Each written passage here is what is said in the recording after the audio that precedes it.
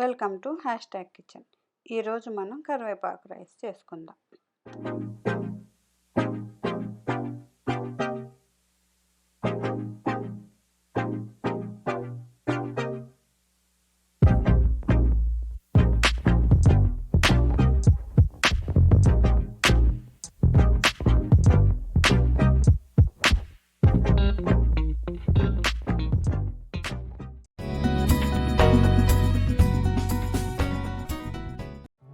First అయితే boiled rice రెడీగా పెట్టుకోవాలి.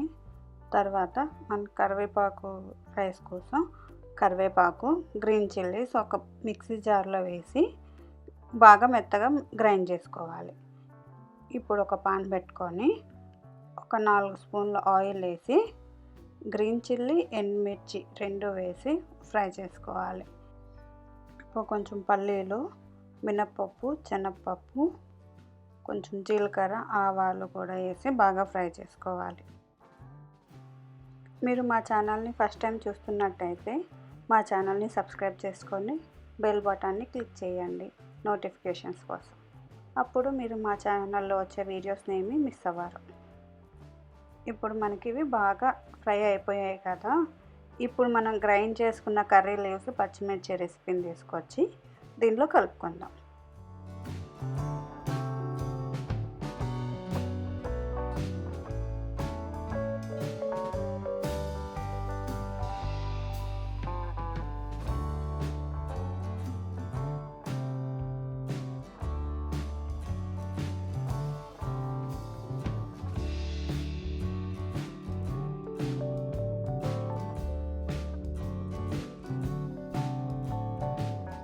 ఇప్పుడు మనం కరివేపాకు పేస్ట్ వేసేసుకున్నాం కదా, దీన్ని బాగా మిక్స్ చేసుకొని ఒక 3 to 4 minutes సిమ్లో పెట్టి ఉడకబెట్టాలి. దీంట్లో కొంచెం పసుపు, ఉప్పు కూడా వేసేసుకోవాలి. ఇప్పుడు మనం వేసుకొని కలుపుతూ సిమ్లో పెట్టి ఫ్రై చేసుకోవాలి. మనకి ఆ కరివేపాకు పచ్చి వాసన అనేది పోయిందాకా ఫ్రై చేసుకోవాలి. ఈ రెసిపీ మనకి పిల్లలు స్కూల్కి వెళ్ళేటప్పుడు టైం లేకపోయినా, ఆఫీసెస్కి వెళ్ళేటప్పుడు ఈజీగా చేసేసుకోవచ్చు. ఒక 5 minutesలో అయిపోతాయి. ఈ రైస్ హెల్త్కి చాలా మంచిది, ప్లస్ మనకి టైం కూడా చాలా సేవ్ అవుద్ది. బయట ఫుడ్స్ ఇవన్నీ తినకూడదు కాబట్టి ఈ క్వారంటైన్ టైంలో కూడా మనకి ఎంతో టైం చాలా సేవ్ అవుద్ది.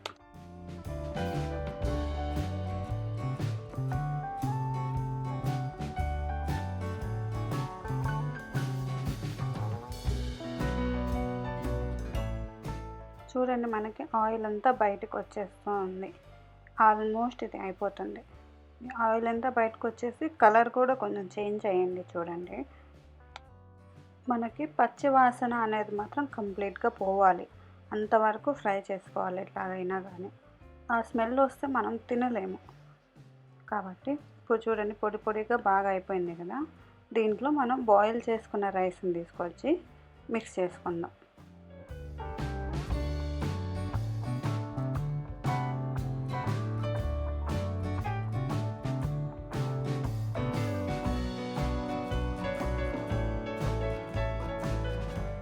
చూడండి, రైస్ ఎంత కలర్ఫుల్గా చేంజ్ అవుతుందో. సో గ్రీనిష్గా బాగా రైస్ అంతా మిక్స్ చేసేసిన తర్వాత ఒక 2 minutes మనము లిడ్ పెట్టి కుక్ చేసుకోవాలి సిమ్లో పెట్టుకొని. ఎందుకంటే ఈ గ్రేవీ అంతా మనకి రైస్కి బాగా పడుతుంది.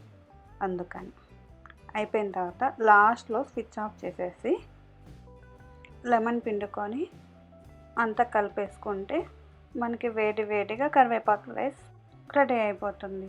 ఇది వేడిగా సర్వ్ చేసుకొని తింటే కొంచెం గీ కూడా వేసుకుంటే సూపర్గా ఉంటుంది.